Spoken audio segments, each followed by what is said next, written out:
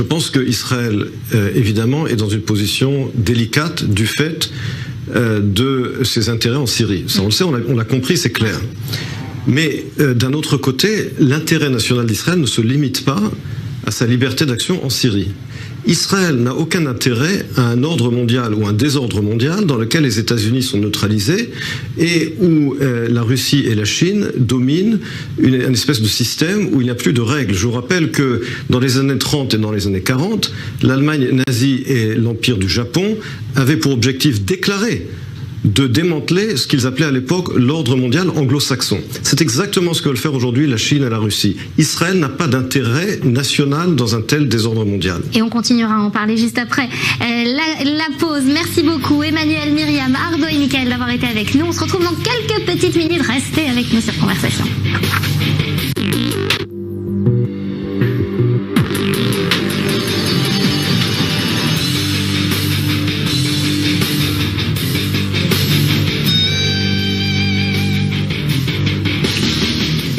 Sur le plateau de nos conversations sur i24 News. Bienvenue à vous si vous nous rejoignez. Emmanuel Navon, vous êtes un incontournable d'I24, un habitué de nos plateaux. Vous pouvez réagir parfois très à chaud sur certains sujets, comme on vient de le faire lors de cette dernière demi-heure. Mais je voudrais qu'on s'arrête un instant pour parler de votre dernier ouvrage, à paraître dans 2 semaines, le 23 mars, aux éditions Hermann, L'étoile et le sceptre, une histoire diplomatique d'Israël. Vous voyez ici la couverture. Alors en démarrant l'édition, je disais qu'on était dans l'obligation de pencher sur l'histoire, notre histoire, puisqu'elle se répète manifestement, et souvent pas pour le mieux. Elle nous apprend quoi, cette histoire de la diplomatie juive? Alors je dis juive à dessein, dans la préface de votre livre, Yitzhak Herzog, le président israélien, en fait une mention juive et israélienne. Elle nous dit quoi, cette histoire de la diplomatie juive et israélienne sur notre actualité? D'abord qu'elle ne commence pas en 1948. C'est la raison pour laquelle, lorsque j'ai décidé d'écrire cette histoire diplomatique d'Israël, la logique dit qu'il faut commencer en 1948, mais non, puisque le peuple juif, son histoire ne commence pas en 1948. Donc je reconnais qu'il est ambitieux d'écrire une histoire diplomatique qui couvre 3000 ans.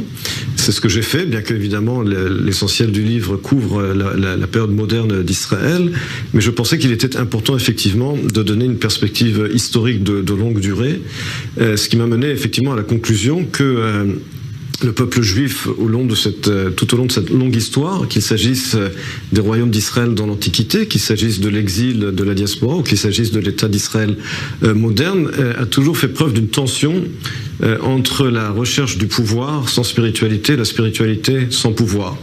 Et c'est précisément ce qu'exprime ce titre qui est pris du verset du livre des Nombres.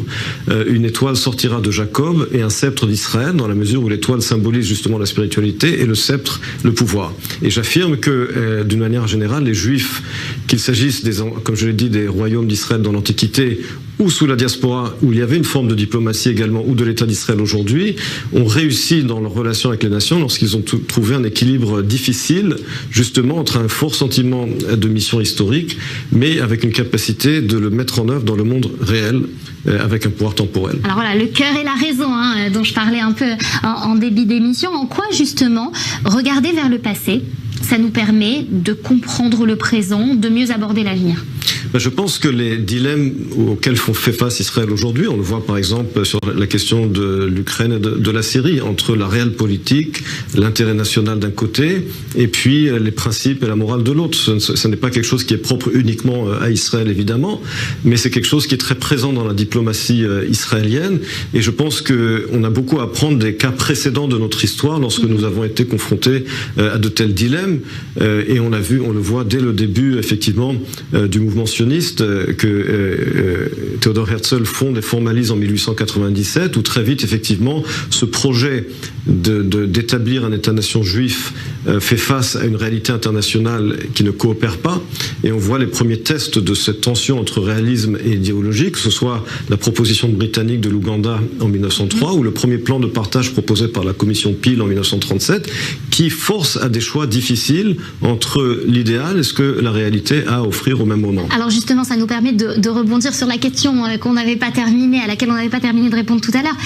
Qu'est-ce que devrait être aujourd'hui, avec les différents rôles que Israël a eu par le passé ou que les Juifs ont eu par le passé, quelle devrait être aujourd'hui la position d'Israël dans ce conflit entre la Russie et l'Ukraine? Je pense que dans ce conflit, le gouvernement israélien, évidemment, a pris conscience et a relativement bien géré cette tension entre notre intérêt vis-à-vis de la Russie et notre position morale de principe. Mais je pense également que nous devrions aller plus loin. Et là, pour répondre à votre question, comment peut-on apprendre du passé? Je pense que nous avons eu un dilemme assez similaire au moment de la guerre de Corée en 1950. Et là, David Ben Gurion avait pris une position très claire en faveur de la Corée du Sud et contre la Corée du Nord et l'Union soviétique, en prenant un risque diplomatique, puisqu'on avait brûlé tous les ponts avec l'Union soviétique et qu'une grande partie de la coalition de Ben Gurion et de son propre parti était pro-soviétique. Il a pris une position très claire en disant... On peut faire ça aujourd'hui ? Je pense que oui. Je pense qu'aujourd'hui, Israël peut aller plus loin dans son soutien très ferme pour l'Ukraine et pour l'Occident.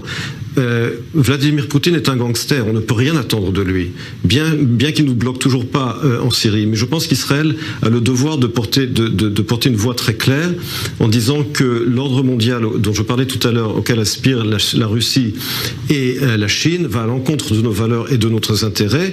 Israël, le petit État d'Israël de 1950, a pris ce risque courageusement. La grande puissance qu'est Israël aujourd'hui, avec 9 millions d'habitants, et qui est considérée aujourd'hui comme la 11e puissance du monde, la plus grande puissance militaire du Proche-Orient, peut a fortiori avoir un langage beaucoup plus clair et beaucoup plus courageux, à mon avis. Arnaud, j'aimerais bien avoir